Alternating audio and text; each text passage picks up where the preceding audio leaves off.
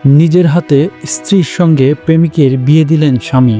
বিয়ের পরও এক গৃহবধূ ভুলতে পারেননি তার প্রিয়তম প্রেমিককে। সংসারে 7 বছরের সন্তান রেখেও ভালোবাসার মানুষের সঙ্গে নিয়মিত যোগাযোগ ছিল তার। বিষয়টি জানতে পেরে তার স্বামী কয়েকবার শুধরিয়ে দিয়েছিলেন স্ত্রীকে।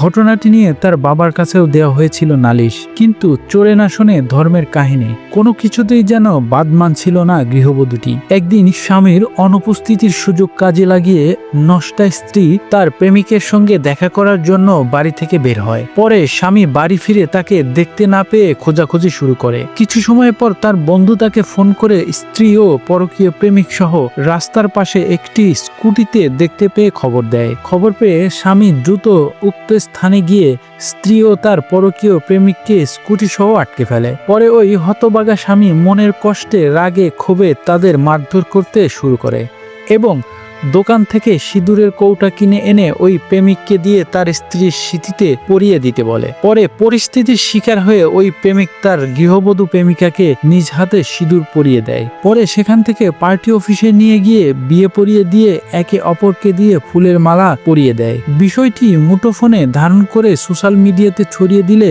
ব্যাপকভাবে ভাইরাল হয়। উক্ত ঘটনাটি ঘটে ভারতের বিহার রাজ্যের নওদা জেলায়। প্রথমে বিষয়টি গোপন থাকলেও গত শুক্রবারে এ ঘটনা প্রকাশ্যে আসে। উক্ত ঘটনাটিকে কেন্দ্র করে তাদের দীর্ঘ 10 বছরের বিবাহ পরবর্তী পথ চলা অবসান ঘটে।